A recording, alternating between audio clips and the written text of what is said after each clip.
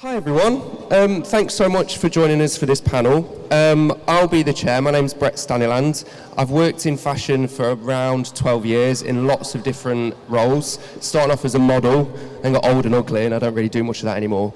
But I do speak about fashion online, British fashion, craft, heritage, sustainability, a bit of everything. I'm very aggressive with it usually, but I'll be nice today, I promise. I'm very honoured to be chairing this panel full of designers. So before I introduce them, this panel is called Material as a Muse, Designing with the Stories of British Wool, emphasis on the British. So I'm going to get the panellists to introduce themselves because they'll be better at it than I will. So if you'd like to tell us your name, where you come from, where you work preferably, or have worked, and your engagement and experience with British wool so far. Thank you. So I'm Helen, and I am head of knitwear design at Paul Smith. I've been there for more years than I care to admit. Recently taken on soft accessories and jersey too. British wool so far, it's been something as a knitwear team we've been pushing for quite a while actually, but in the past 5 years we've really upped our game. We've visited the HQ, and yeah, it's something we've done a few seasonal capsules, and it's something we really want to move forward with as a business and grow across all categories. So yeah.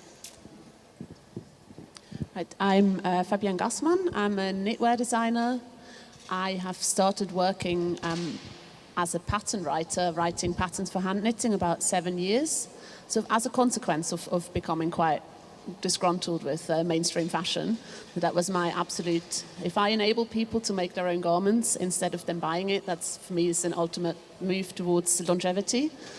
And I got into British fibres because the first yarn mill that ever wanted to give me materials to work with was John Arben, and they are in Devon. They're very much off the land and champions of British fibre. Yeah. And that's...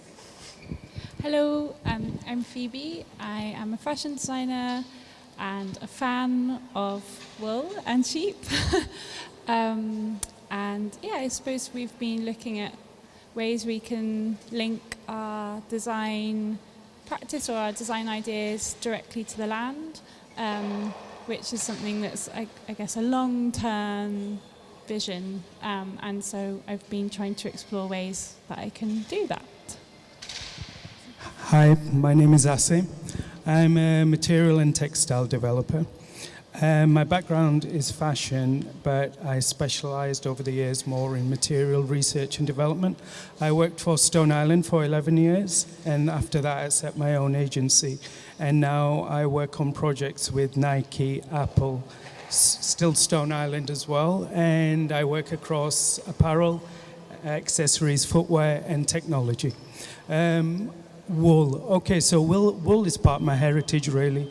When my grandparents migrated to the UK in the 1960s, they set their base in Yorkshire and used to work in the mills around Huddersfield, like working in the wool industry and kind of working the looms. And I grew up on stories of those days where they all used to live there used to be 12 of them in a 2-bedroom back-to-back in Dewsbury. And one half of them did the night shift and one half of them did the day shift. But those stories always stayed with me. And for me, myself, wool is my favorite fiber to work with. Hello, my name is Scott. I've had a slightly strange journey to the stage like Brett, where I've been a merchandiser, I've been an e-commerce manager, and I'm now the head of brand at Lyle & Scott. What that gave me the opportunity to do was last year it was our 150th anniversary, and as part of that I did a big research project on 150 years of kind of British heritage, but a lot of that wouldn't have been possible without British wool. And I guess I'm here more from a product strategy or a storytelling point of view than a designer or a garment technologist, so please no tricky or nasty questions about technical specifications. I'm coming for you, don't worry. Thank you. Hi, I'm Stephanie, pathway leader of fashion design communication BA here at Central St Martin's. We're currently really trying to get students to engage with British wool and understand about the importance of fibres in textiles. So we're working with Dugdale's at the minute. We've worked with Cloud Wool, Harris tweed, and students really love the heritage and the idea around how the landscape really contributes towards the fibres and then the fabrics. So it's really about material culture, embedding narrative in fabrics that I'm really interested in. And I'm also from Yorkshire, so wool is like in my blood, because it before used to be like an incredible industry that supported communities in Yorkshire and was like a part of the whole fabric of society. Unfortunately, it isn't like that anymore due to cheap imports and lack of government funding, lack of government seeing that wool is actually a heritage of this country that should be really, really supported. So I'm here for British wool. Good. Right panel for it then. Thank you so much. So I think I'll come back to you straight away, Stephanie. I'm really intrigued with how designers start out, and I think it's important right at the start to design in certain elements, like from inception. So how do you kind of engage with having wool as a muse, as a designer from the start, rather than it being an afterthought? And how do you kind of engage that sort of conversation with students as well? Well, last year we were really lucky because we had the amazing Mark Hogarth from Harris Tweed, who came to do a talk to students. And I think they were probably thinking, it's going to be some old bloke from the Outer Hebrides that's a bit boring. And because Mark turns up and he's like head to toe in Tom Brown, it looks like really incredible. And he really engaged students in the fact that the entire landscape of the Outer Hebrides contributes towards the fabric, even the colours. Like, we don't use Pantones. We look at the sunset over the sea, and we look at the rocks, we look at the lichen and the moss, and the sheep are local. They allow. There are lots of restrictions on. It's a really protected brand, and most of the students that went to the talk wanted to go and do an internship because they were so engaged in the poetry of how it's produced. It's a natural fibre. It sustains communities. So I feel like we try and engage people like that are actually making the fabric, and then also we get a lot of contributions and donations, so students are able to use really beautiful fabrics, and then the people who contribute, you can see the creative outcomes that come from that. So it's really important for me as a tutor to get students to be responsible about what fabrics they're using, and do you actually know what they're made of, rather than you like the colour. So it's really engaging them in fibres from early start with their design process, I would say. I think there's a really strong story there beyond just the singular fibre that encapsulates all of the things that are brilliant about British wool as well. Yeah. And I've definitely seen Mark wear a kilt in Florence in like June before. Scott, like similar question, like working with a brand with so much heritage as well, like having British wool inception, like starting and building a collection kind of around that, or with that at least as inspiration and a muse. How does that kind of work, and what's your kind of vision starting out with British wool?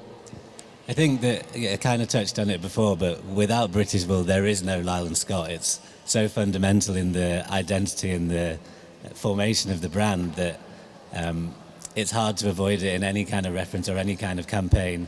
There will be wool of some variety in it. At the moment, we don't produce much in the UK anymore, which is a real shame because there's obviously great places to produce and great fabrics available here. So from my perspective, really, it's using British wool and themes about Britishness as an inspiration. And there's a sports top on display further down that really shows that, where it is literally a sheep on a field on the front of a football shirt. And it's that kind of innovation, or using British wool is still a real driving factor and inspiration, even if it's not a knitted garment itself. It's undeniably British, and it's got a sheep on it, so it's undeniably wool.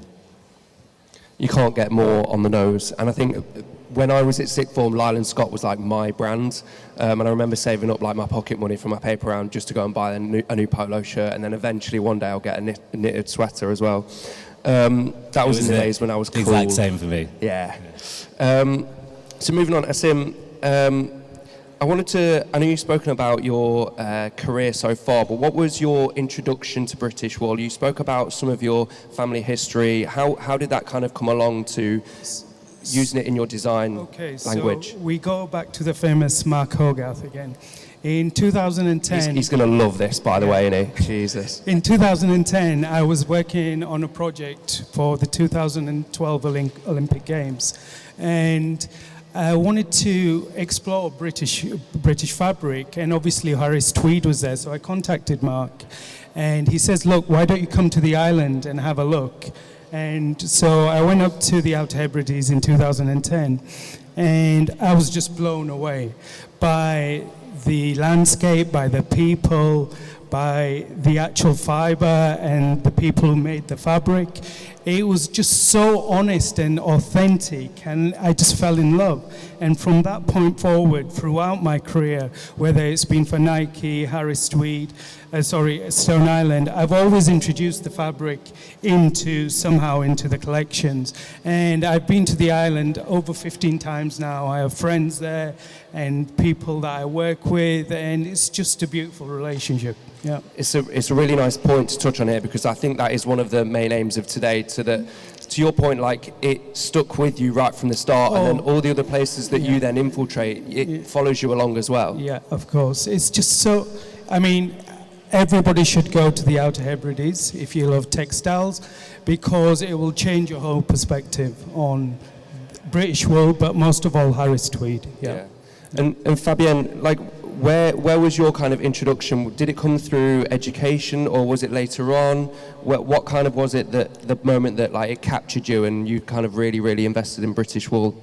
I mean, I'm not British. I grew up in Switzerland and started out as a very standard fashion student trajectory, and we had a knitting machine in the department that nobody knew how to operate, and it's been sort of a steady slope into, I think, probably sheepkeeping.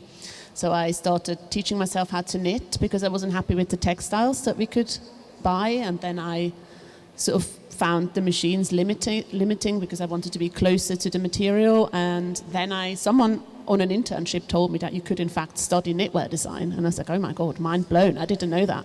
So I moved to the UK to study knitwear design, and then kind of happened upon the whole make your own scene, which is very niche, obviously, but and I would say that it's almost the hand knitters are almost a little bit ahead of the fashion industry in a way that obviously the timeline is shorter. You pick your material, you make a garment, you wear it. It's just none of the production and limits, and you can. It's much more immediate, but. As I moved here, I made friends with a yarn shop owner, and she's very into the different fibre qualities and of different breeds. And for me, that was so interesting, and I didn't understand how that wasn't this major thing. Because if you think of France and you think of terroir and you think of all the wines that are from different places that can do different things, and it's the same. It's the same with different fibres. It's just become this wormhole that sucks you in about if I want to have these qualities, I would go for a Shetland, or if I want to have a more smooth, I'd go for a Romney, and just building this library of I guess, yeah, it is a wormhole. I think it's really nice as well that, as to an earlier point, like when you go and pick those specific fibres based on like aesthetics or performance, whatever it might be, connected to that fibre is also a strong story as well, and that also embeds itself into the design ultimately. And I know we've spoken earlier about like wool in general, how it can just arrive here and then it gets made here, but it's not got that British wool DNA, and it's not quite the same storytelling that we can adopt from actually sourcing, making, manufacturing, cutting, so everything all here in the UK for British wool. Phoebe, I'm going to come to you. I've been to quite a few of your presentations during London Fashion Week now, and I'm always obsessed with how you communicate your collection. Usually you'll see a collection, you might get a press release and you go home. I think yours once was basically like a 7-foot list of where everything came from, all these insane stories, which like I was just crazily obsessed. I went home and told my brother, and then texted Arja probably about some more stuff. But I wanted you to speak on how you communicate, and the love for your products also comes through in that communication. So what is it for you about the provenance and the storytelling that influences the way you design? Because it's an inherent part of your collection. that's a good question. I think it's something I'm still trying to understand, and maybe each collection is like an exercise in trying to understand that a bit more. I think when I was studying and kind of beginning to understand about this huge, sprawling global fashion and textile sector that I was becoming part of, everything felt very disconnected to me and remote and removed. And maybe I'm quite a personal person, and I think, that sense of the personal, the sense of the connected, is something that maybe I've looked to try and add into what I'm doing. And I think it became apparent when I first did a knit collaboration. So that was this jumper I'm wearing now, and just assuming that I could, make it in wool that was from close by, and finding that was actually just not possible. That was something that really drove me to start trying to get a closer connection and a closer vicinity. Just thinking about closeness emotionally as well as geographically in terms of fibre miles and things like that. The emotional connection we can have to landscape and the heritage that is part of that. Yeah. So in your kind of design process, does it begin with I want to make this sort of garment, and then I'm going to look for where I can get that item from, or do you find the places first and think I can use this and then design Yeah, so the other way around? Yeah, backwards, yeah. Backwards, great. Backwards. In a great way. It's backwards, yeah. It's totally backwards. And it's taken us several years to transition to the backwards way of doing things. But yeah, I guess we describe it, because we talk to a lot of students, and we try and describe it as a responsive way of designing. So not having an idea and then having to inflict a material on that idea. We work in a way where we discover, or we forage, or we find material, and then we respond to the realities of that material, whether that's the quantity, whether that's the regularity you might be able to receive it in, or whether that's the colour, the fibre content, all those things. And we respond to our design, we respond with our design to the realities of the material, if that makes sense. So yeah, it makes perfect sense, because then you're also not trying to put a square peg in a round hole. You're responding to its natural properties and its natural aesthetics, and then getting the best out of that because it wants to work with you rather than working against each other. Yeah, exactly. And it's taken a long time to retrain my brain to be able to do that, but it's actually really satisfying. And I think it sometimes can appear as if there's less options, but actually once you get well practiced with working in that way, there are actually more options, and there's clearer pathways to those options, if that makes sense. Of course, yeah. So I'm going to come on to Helen next. Hi, Helen. You've come from a brand with, is it over 40 years old, Paul Smith now? 54 years old, I think it was. That was it, yeah. Paul's still as vibrant and exuberant as ever and energetic as ever, as is the brand. And likewise with Lyle & Scott, 150 years, and Stone Island, another 40 odd years. Working at these brands and the heritage that they have, and also being really strong storytellers, because that's where a lot of the really strong messaging comes across, is that you have so much rich history. How's that been in this dynamic between impacting your design with the history and the provenance, and adding all of those elements, combining with the Britishness that is an inherent part of Paul Smith, for example? How has that kind of materialised into the actual work? Okay, well, yeah, I think Britishness is a huge part of our sort of heritage and our identity as a brand. And Paul was only yesterday telling me a story about how, when he started out, he only was really working with British manufacturers and British wool, and he was recalling a manufacturer in Stoke-on-Trent where he bought lots of school jumpers, V-neck kids school jumpers, and would put Paul Smith label on the back of them and sell them. So he's got loads and loads of stories about visiting crofters, and you'll see the jacket somewhere that he sort of collaborated with Harris Tweed and made like a full colour run. And he tells it that he really encouraged them to do new colours, because he describes them as country colours, how you were talking, and he said he really was trying to push boundaries and, you know, make colour more, you know, a broader spectrum to use, because it's such an important part of us as a brand. And I think, yeah, just through the history and his storytelling, I think it's just something that we've really adopted, and it's a huge part of how we design. And yeah, I think just reflecting his values.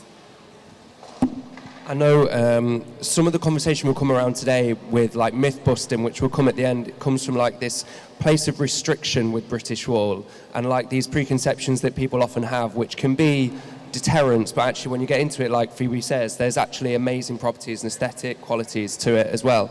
And obviously when you think of Paul Smith, you think of colour. Like you think of bright, vibrant colours and stripes. And if anyone wants to go and see, I think they're all the way at the end on the right-hand side from the 1995 collection. Bernie, am I right? Yeah, I'm right. I'm getting a nod. Good. And they look amazing. See if Bernie will show you a picture of them all wearing them later on. I think that was a secret. No, yeah, don't go do that. Okay, cool.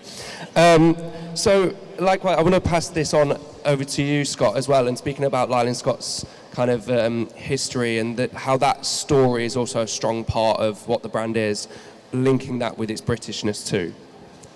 Yeah, I think it's a real success story of the journey you can go on, starting with British wool, where, you know, for the last 151 years now, many people have had jobs. There's been generations of families that have worked in the factory, in the warehouse, all part of this sort of magical story of a knitwear brand from a small town on the borders of Scotland.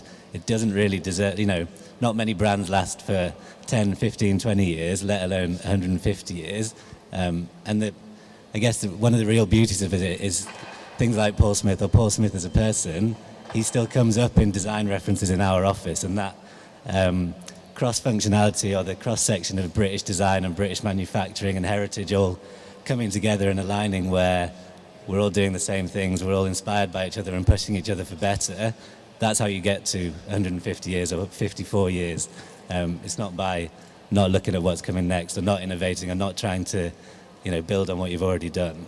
And speaking earlier on, like the performance qualities of British wool, and like historically, like traditionally, recently, it's got connotations of being like carpet and seating and furniture. But from like a sport, like traditional sportswear business, how does it kind of interact with the products that you've offered previously and like moving into the future? I'm going to pass this on to Asim as well, working at Stone Island, which is also like a performance utilitarian based brand as well inherently. How does it kind of interact with the sportswear elements of like designing at Lyle & Scott? So I think a lot of our heritage in sportswear starts with golf, where most golfers will have at least one knitted jumper in their wardrobe, if not hundreds, and hopefully most of them are Lyle & Scott. But knitwear has a lot of technical qualities, and I'm going to paraphrase a little bit, but we have a jumper on display at the back that taught me something that I didn't know was possible about knitwear, where you can treat it with certain types of grease that then make it water repellent or water resistant, and giving what, you know, you'd think would be a soft and tactile cozy jumper the power of being water repellent or water resistant, or keeping you warm and dry. I think that kind of, moving knitwear as a fabric into something that can be multifunctional and beyond just a cozy, nice jumper is a real way that you can reintegrate into leading sportswear and, justify a high price point of premium quality knitwear and all of these amazing functions on top of it, and it lasts for forever. Those fairways can be treacherous places as well at times, and you need to be warm, dry, prepared for anywhere, because my ball is ending up like 3 fields away as well. And like aesthetically, like sportswear's around in every high fashion collection too. So there's references to sportswear, like traditional sportswear too. And even the Americans want the British sportswear as well. And Asim, like going into like a Stone Island, you were there 11 years, I think. How did you kind of interact? Like you took that British woolness with you. How did it kind of interact with the product and like the performance qualities that you demand a brand like Stone Island? So the story began because when I started there, I always had in my mind that I'm going to bring Harris Tweed to Stone Island, which was a bit of a challenge because Stone Island and Harris Tweed are worlds apart, right? One's in a technical world, the other is a natural fibre. So what we did know was that, wool has all these natural functional properties that Stone Island acquires through treatments, through processing, etc. So in the beginning, when I started working there, it was 6 of us in the team, including the owner. It was very family orientated. And I put a book of Harris Tweed on the table to Carlo Rivetti, and I said, look, this will be great to do a project with Harris Tweed, because Stone Island, apart from the technical aspect, it's all about colour, it's about the garment drying process. Harris Tweed is about colour, right? And so that was the starting point. So we had to create, so another important point is that, with Harris Tweed, it is what it is, right? You can't, introduce fibres, there's laws protecting it, etc., etc. So we had to build a concept, a story, a narrative that was true to both brands, because both brands based themselves on authenticity. So we took the idea of colour, and we took the industrial colour process and the natural fibre colour process, and we brought them together in a garment which is outside, is in the display area there. And what we did is we developed this thermosensitive fabric which with it getting colder, it kind of changed colour through purple hues, etc. And at one point during the actual transformation, you see like 4 or 5 different colors. So we wanted to develop those colors with Harris Tweed and blend them into a yarn and then weave the material. And then we brought the 2 elements together, staying true to the both brands' authenticity and way of making product. Amazing. I really like how you brought the products along with you as well, but also explored options for collaboration, which I know, speaking to so much of the British wool kind of folks, they're always open to innovate and collaborate and try something new, as long as it stays true to the core of what British wool is, which is a natural fibre. Stephanie, I wanted to come to you next and ask, we've spoke a lot about this panel about the great things about British wool, how it can like serve different purposes. What do you think is, this might be a deeper supply issue as well, but what do you think is hindering its adoption on a broader scale or with different kind of aspects of our fashion industry? I'm not sure if there's anything that I can see particularly hinders it. I think it's just there's just people in the culture in education and also in manufacturing that are just in that culture of buying cheap imports, or not actually being so fastidious about, is it a pure wool fibre, or sometimes students will bring a fabric in and they'll say, oh, well, it's wool, and it obviously isn't. And just that education really about how innovative a natural fibre like wool can be, and how it takes colour so well, how you can boil it, you can make it into kind of different structures. I don't see there being a specific restriction to it. I think it's just in general the culture of this country being okay with importing rubbish into our system, and not really having the standards and thinking, well, this is part of our heritage to produce this incredible fabric, and we should really be honouring that. In some global cultures, fabrics are passed down through generations. They're part of their whole family history. And even, in some cultures, they will present a garment that belonged to someone and greet it as if it's a person. And the person who wove it is honoured as well as the person who wore it. And people embed their memories and their life experiences in their garments, especially like something like wool that's so absorbent. And I just feel it's a fabric that is probably not seen so much in this country as an incredible part of our personal history and heritage. That's what we're trying to build these stories into students' imaginations now about that. Absolutely. So.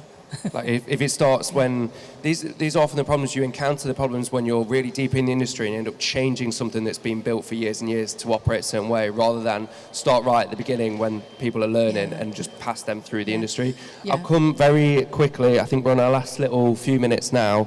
We'll do a little bit. I mean, please feel free to add onto what we've just spoke about, Fabienne, if you want to. And also then move on to like some more about the myth busting that you've encountered, like the preconceptions that we spoke about earlier and how those things don't really exist. And likewise with Paul Smith, with the colour and stuff like that. Yeah, I just had an itch. I had to kind of, with my slight outside perspective, I had to, so coming to Britain and finding this amazing resource. There are sheep in Switzerland, but there aren't 80 odd different breeds, and I think some part of the British psyche is just so understated sometimes that they infuriatingly almost don't see what it's an amazing resource. It's not just one resource, it's 80 different resources. It's an amazing solution to the whole waste problem in a way as well. Even though you can I have jumpers that are 40 years old that are still great, but if they're not, they can disappear back into the earth, and isn't that the most simple and amazing solution to fast fashion waste mountain problem that we have? I mean, studying now, it seems just there's a solution. Can we push it?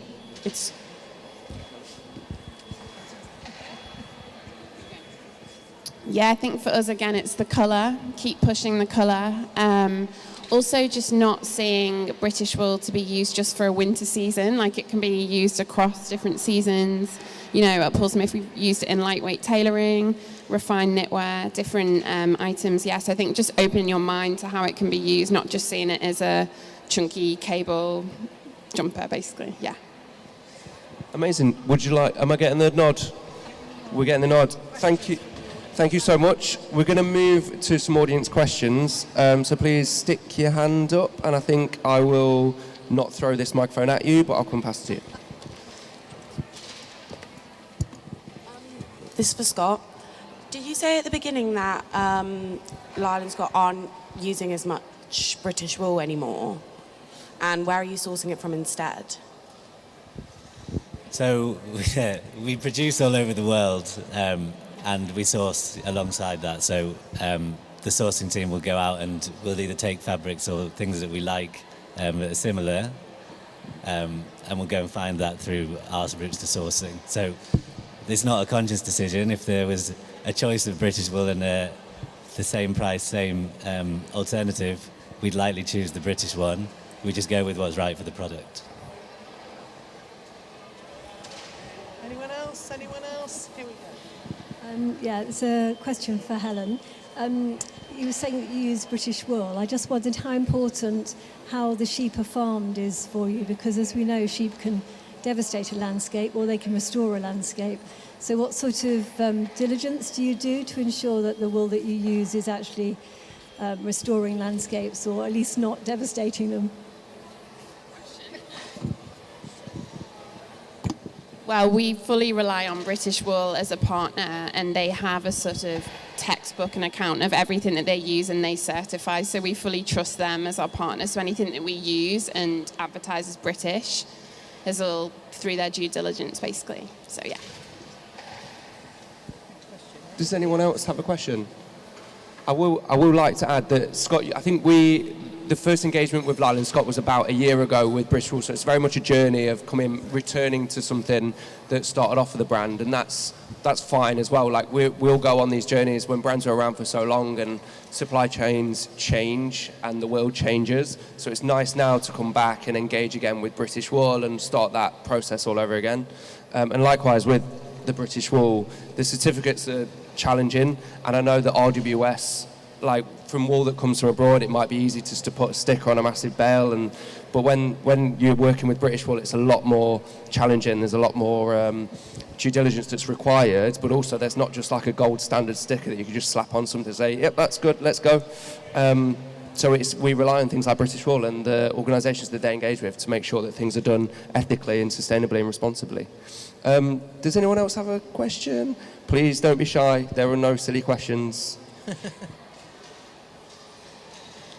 Are we good? You've obviously answered We've covered everyone's everything, questions. Bernie. Well done, everyone. Does Amazing. anyone else want to add anything just before we finally wrap up? Yeah, Aston? I just wanted to add on a recent project that I worked on with Nike. We relied on British Wool as well for all the certification, and that's how it happened. Otherwise, you know, with Nike, with all their requirements, it's crazy. So British Wool really helped the project along.